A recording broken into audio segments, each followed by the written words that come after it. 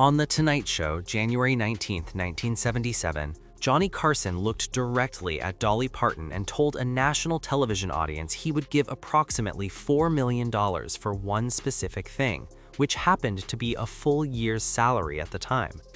The cameras kept rolling inside NBC's Studio One in Burbank. The network didn't cut to commercial, and what happened next became the most replayed moment in Tonight Show history. What almost nobody knows is that Carson didn't just compliment Dolly Parton that night. And over his 30-year reign from 1962 to 1992, taking over from Jack Paar and transforming late-night television entirely, he singled out 9 women as the most beautiful to ever sit on his couch through moments both on camera and off. Some of his most shocking statements happened during commercial breaks, some destroyed careers, and one ended with a mysterious death in Manzanillo, Mexico. Before we're done, you'll understand why most of the famous Carson stories you've heard are complete lies, and why the truth turns out to be more fascinating. Number 9. The $4 million compliment, Dolly Parton. January 19, 1977 is the date that matters here, and the exact words Carson said to Dolly Parton on live television were these: "I have certain guidelines on this show, but I would give about a year's pay to peek under there." A year's pay for Carson at that point came out to $4 million, and the audience roared. What changes everything is this: Dolly Parton had planned the entire thing. She'd addressed her figure directly before Carson had bring it up, saying, "I've always been pretty well blessed, and people are always asking if they're real."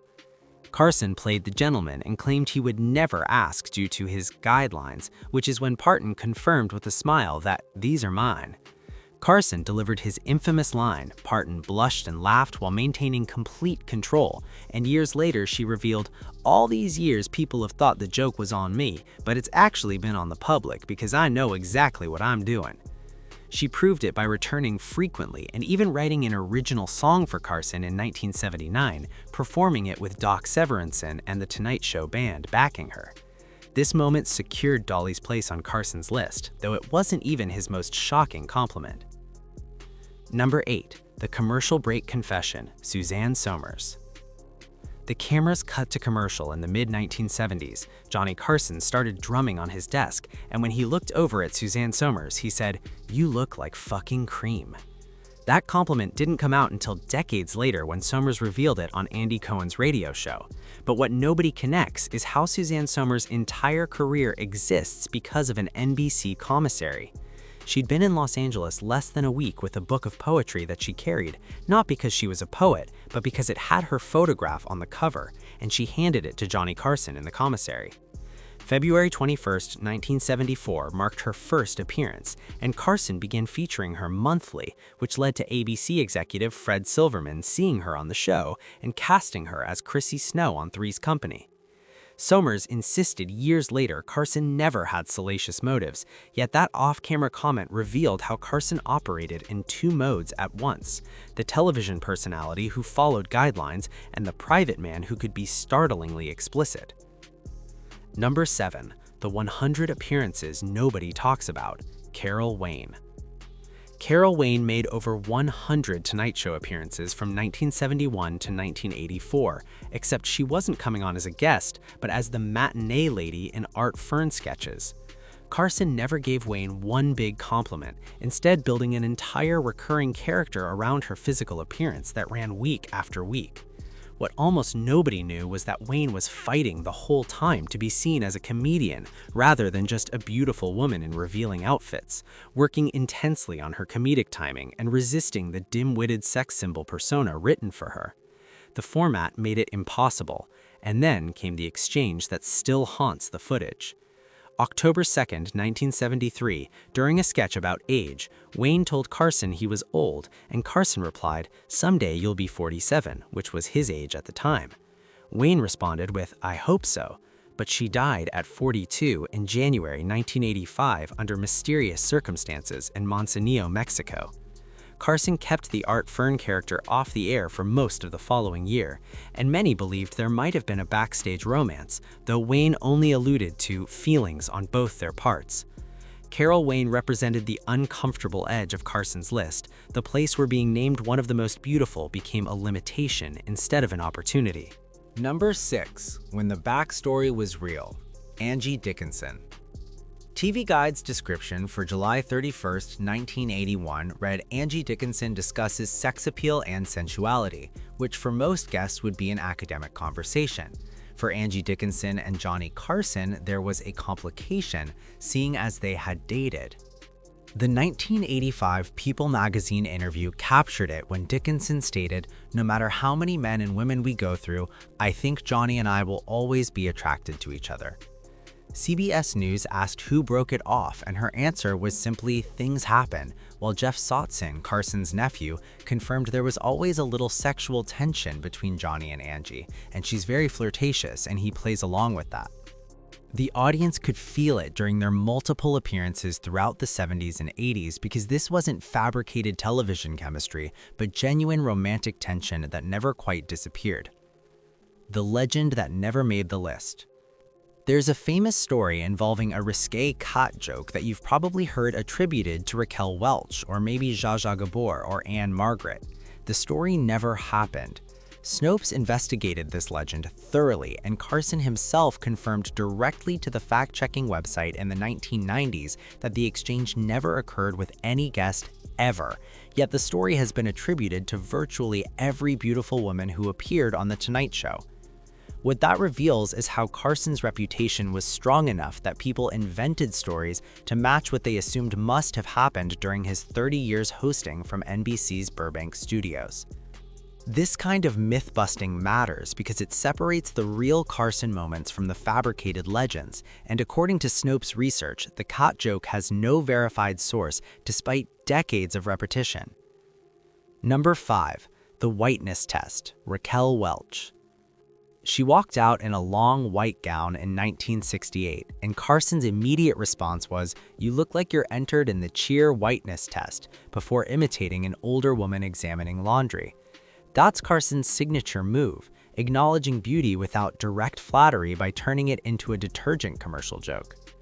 The conversation that followed revealed why Welch made his list, because she told Carson about the burden of being labeled a sex symbol and how it used to perturb me because it implied being vapid and not too bright. Carson's self-deprecating response came back as, "I've had to control mine, you know?" And Welch made Carson's list by combining undeniable beauty with intelligence and the ability to push back against being objectified. The generational collision, Madonna.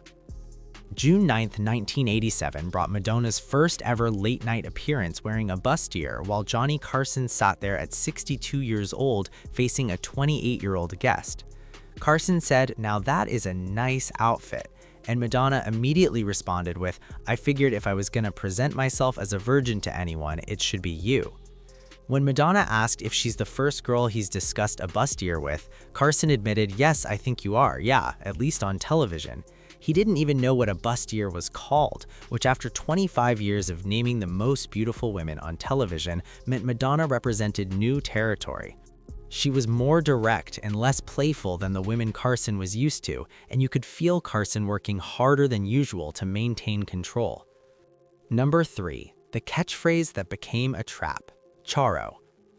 January 19, 1965 marked Charro's first appearance with husband Xavier Cugat, and years later she described what actually happened by saying, "I didn't speak one word of English and I didn't understand what he was asking me."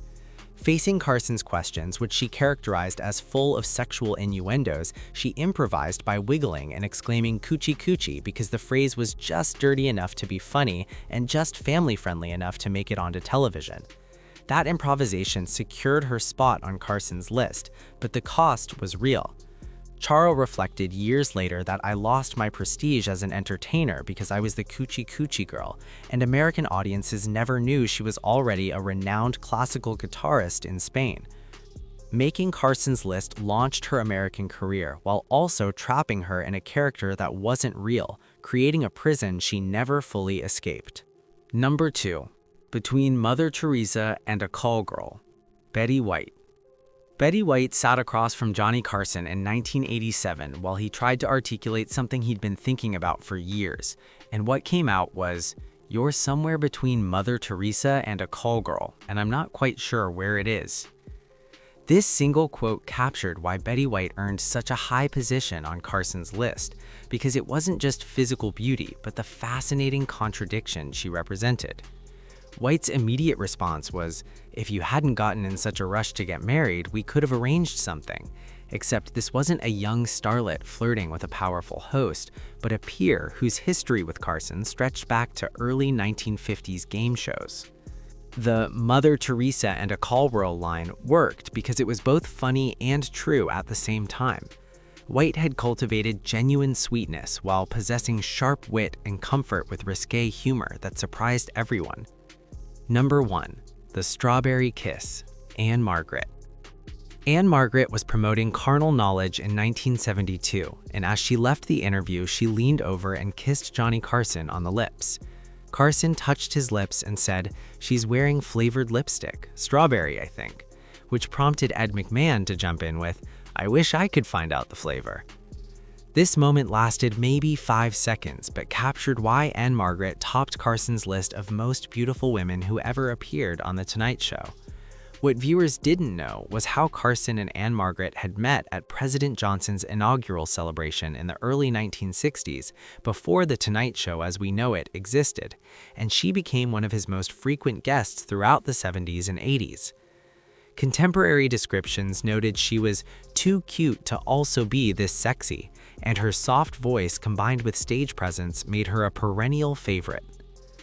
Ann-Margret secured the top spot on Carson's list by combining undeniable beauty with versatility and talent, and a connection with Carson that predated his late-night reign. What Carson's list really reveals. Ed McMahon claimed Carson had a special license for being lewd with his female guest stars that was granted to him on account of his disarming Midwestern charm. And looking at Carson's list of 9 most beautiful women, that statement is both true and false at the same time. Carson, who lived from 1925 to 2005 and hosted The Tonight Show for 3 decades, got away with things that would be unthinkable today, with some comments that would likely get him slapped with a lawsuit in the modern era. But getting away with it implies the women were victims when the pattern tells a different story entirely. Suzanne Somers emphasized his professionalism in later interviews. Dolly Parton remained his friend and credited him with understanding her image. Angie Dickinson expressed lasting mutual attraction decades after they dated, and Betty White cherished their relationship until the end. Most famous Carson stories are fabricated legends that never happened, with the cat joke being the most obvious example that Snopes debunked after direct confirmation from Carson himself, and dozens of other classic moments can't be verified because NBC erased the tapes. His success rate was imperfect because Carol Wayne's constraints showed the limits and Madonna's discomfort showed how rules were changing, but the women who returned repeatedly offer their own verdict through their continued appearances. Carson's actual list of the 9 most beautiful women reveals a specific moment in television history when acknowledging beauty required skill and timing and an understanding of where the line was, even as that line kept moving. These 9 women were Ann-Margret, Betty White, Charro, Madonna, Raquel Welch, Angie Dickinson, Carol Wayne, Suzanne Somers, and Dolly Parton, each earning their place through different combinations of beauty and talent and intelligence and chemistry with Carson himself. Some moments aged well and some didn't, but together they define an era of late-night television that will never exist again.